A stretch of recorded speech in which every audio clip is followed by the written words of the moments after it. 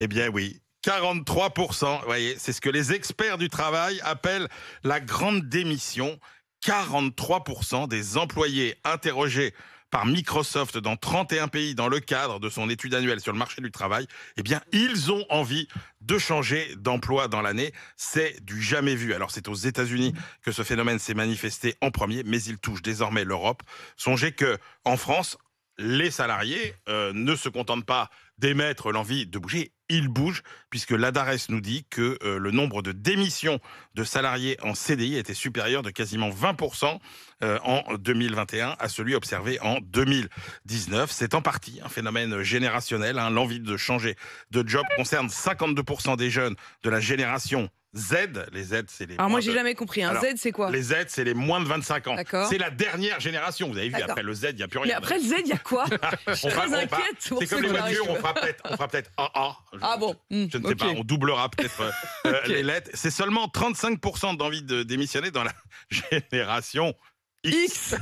La génération X. Ah bah les X, mais alors attendez, vous m'avez C'est parlé ceux des qui Z sont et nés des... entre 65 et 79. Ah donc moi je suis Y.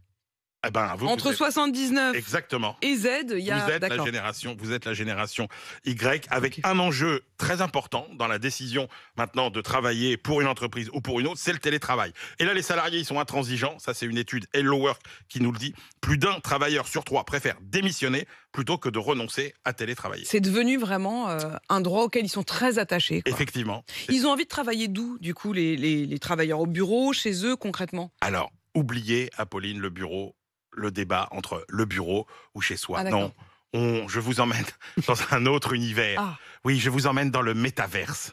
Voilà. Ah oui, ça fait beaucoup. Puis alors, Alors, le attendez, métaverse. je suis la génération Y. Voilà, je la génération Y, c'est Vous quoi? m'emmenez dans le métaverse, mais Non, je le viens avec débat- vous, Emmanuel. Je vous suivrai au bout du monde. Alors là, vous allez mettre un petit casque de réalité virtuelle. D'accord. Comme ça, voilà. Donc le métavers, c'est un espace collectif virtuel partagé.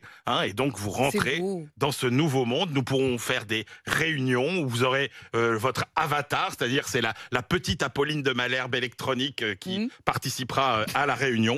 Eh bien, figurez-vous qu'il y a 52% des employés qui sont déjà prêts à se rendre dans des espaces numériques immersifs dans le métaverse pour des réunions ou des activités d'équipe, et 47% à utiliser donc des avatars. Alors, je ne vous cacherai pas que la génération Z, là encore, est la plus ouverte à cette tendance, mais sachez que 16% seulement des salariés interrogés ne pensent pas qu'ils travailleront dans le métaverse. Oui. Donc Ça les fait un peu 85% rêver, mais... des salariés pensent qu'ils iront un jour travailler dans le métaverse. Vous vous rendez compte? Il faudra quand même que vous m'expliquiez encore Comment un tout petit on peu, fera de la télé et de la radio comment dans on le y métaverse? rentre et quelle est la Au moins, il clé. n'y aura pas de masque. Passons aux histoires de Charles.